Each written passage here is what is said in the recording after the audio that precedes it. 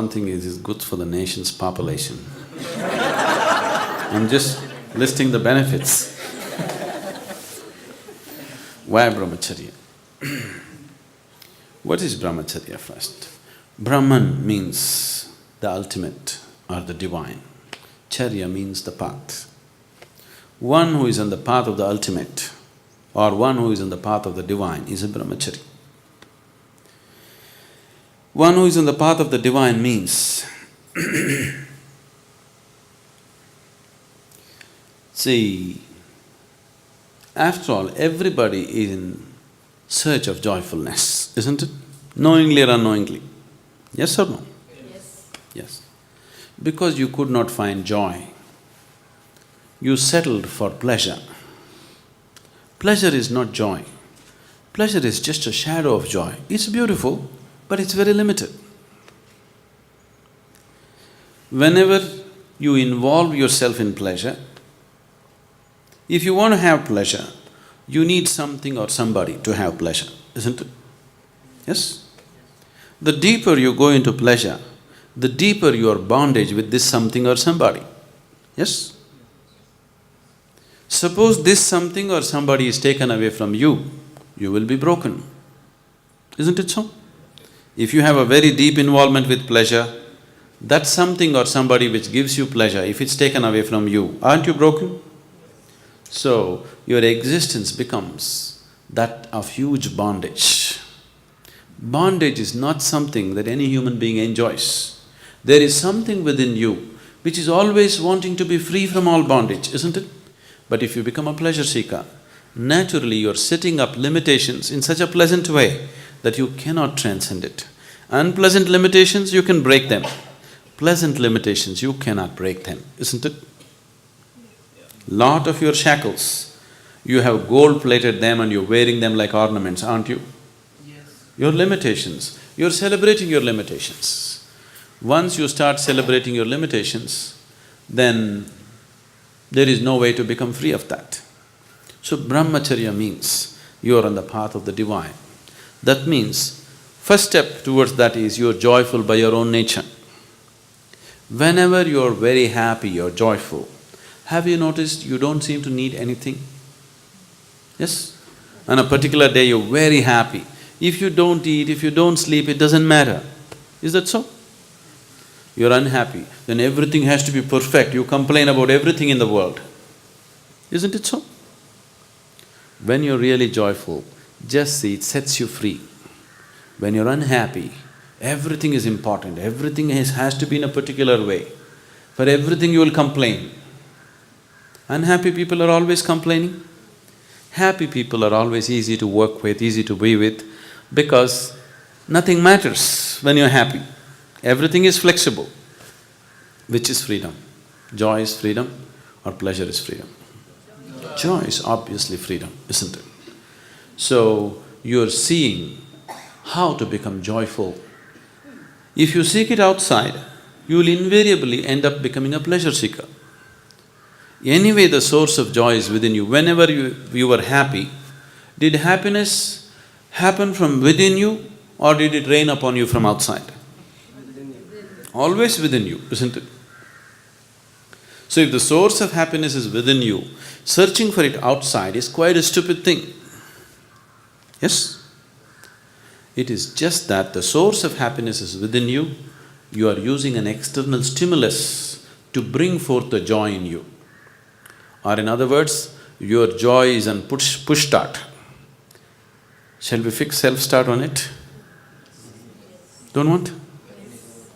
If you put self-start on your joy, then you're a Brahmachari. Now, you're on the path of the divine. You're joyful by your own nature. Have all the Brahmacharis here become like that? Maybe not, but that's the intention. They're working towards that. To work towards that, you need a certain space and time of your own, that you don't have other things to handle in your life. So, they have chosen a certain way of life. Now, yesterday we went up the mountain, just carrying your own body weight and reaching there, many of you, your legs are trembling, isn't it? Suppose you want to carry 4 people on your shoulders and walk up the mountain, how many of you would make it? Most of you would not make it, isn't it? So that's why Brahmacharya. You understand? You are planning to climb a big peak. If you had the strength to carry 10 people on your shoulders and walk, that would be fantastic. But we rarely find such people. It's better to walk alone. So they walk alone. Now, your problem is that by the time you became 14, your intelligence got hijacked by your hormones so much, you can't understand or you cannot accept how somebody can be free from it. Somebody can just sit here and be happy, they don't have to get married, they don't have to run behind the opposite sex, they don't have to do this or that. They're just happy doing simple things in their life, more joyful than you, more intense than you. So does it mean all of you should become a brahmachari? No, all of you should become a brahmachari internally. In terms of lifestyle, not necessarily. Brahmacharya does not mean just celibacy, okay? That is just one of the aspects that have been taken up as a supportive system to become a brahmachari. Brahmacharya means you are walking the path of the divine, that you are ecstatic by your own nature. You can be married and still be a brahmachari. It is possible. Because you are joyful by your own nature, you are not trying to extract joy from your husband or wife. You are joyful by your own nature. This is how it should be. The whole world should be brahmachari, isn't it? Everybody should be joyful by their own nature. If two people come together, it should be more a sharing of joy, not extracting joy from each other, isn't it? So those who have decided that they don't want to extract anything from anybody, they want to source their own inner joy, they have taken brahmacharya. And why a certain order has been set up? They have been taken up not just for their realization. If it's just their realization, we can take care of in so many ways. How many of you eaten mangoes? You eaten mangoes? You ate mangoes? No? How many of you have planted mango trees? See, just 10 people have planted mango trees, but everybody has eaten mangoes. It's only because constantly in every generation, those 10 people are planting mango trees, everybody else is eating, isn't it? So, to carry on the spiritual path in its integrity, brahmacharis are needed. Brahmacharis means we are keeping them in such a way that their energies are loose, malleable, we can make anything out of them. Just anything out of them. I can combine 10 brahmacharis into one and make 10 brahmacharis into one huge human being, a huge force. We have kept their energies loose, no personality. Whichever way you bend, they will become that way. See, if we take analogies, you are like a pot, you are a karmic pot. A certain karmas, certain influences have molded you into a certain shape, yes? Now you become a certain type of person. With the process of living, when you were a child it was little more malleable, when you were a youth it got little rigid, by the time you're a full adult it's totally rigid. This is just… we can see the pot is slowly being burnt with the process of life. Now by the time you're reasonably old, it is totally rigid shape. If you do anything else with it, it'll break.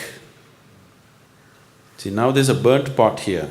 If you try to change the shape of this pot, it'll only break into pieces, isn't it? But when it was unburnt, very easily you could mold it into anything.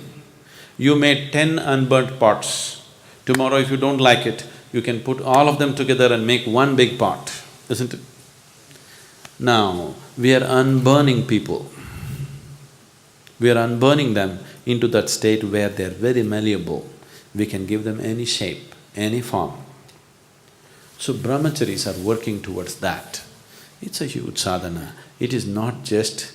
like other systems in the world are doing this, just they take a vow of celibacy. This is not like that. There is a whole system of what they're doing with their energies. There is a whole lot of work that's being done internally. This is just a small part of it. What you see as they being unmarried is just a small part of it. The rest of it is very internal. And people who are willing to dedicate themselves for others' well-being are needed in the society. At any time, if there is nobody in the society who is thinking about others' well-being, that society is heading for ruin, definitely. That's what has happened to this society right now. There are very few people thinking of everybody's well-being. Others are all, what about me, what about me, what about me? If a certain percentage of people are thinking beyond their own well-being, only then a society will remain sane and stable. Otherwise, societies will just go for ruin. Is it not important? There are few people who are not thinking about their own well-being, their own life, they're seeing how to make it happen for somebody else. So brahmacharis are an investment for future, to keep spirituality in its pristine purity and to transmit it from generation to generation. A small core group of people are needed. Everybody need not take that thing, nor will we take everybody. Every year, hundreds of applications for brahmacharya comes. We just choose 8–10 people out of that, looking at various qualities and various possibilities. We don't take everybody who comes, because it's not necessary, nor can they be like that, nor can they put in the sadhana that is required or demanded out of them. Your personality has to become malleable and conscious that you can mold yourself into any kind of pot. Is it not good to have that freedom? Yes. That's brahmacharya.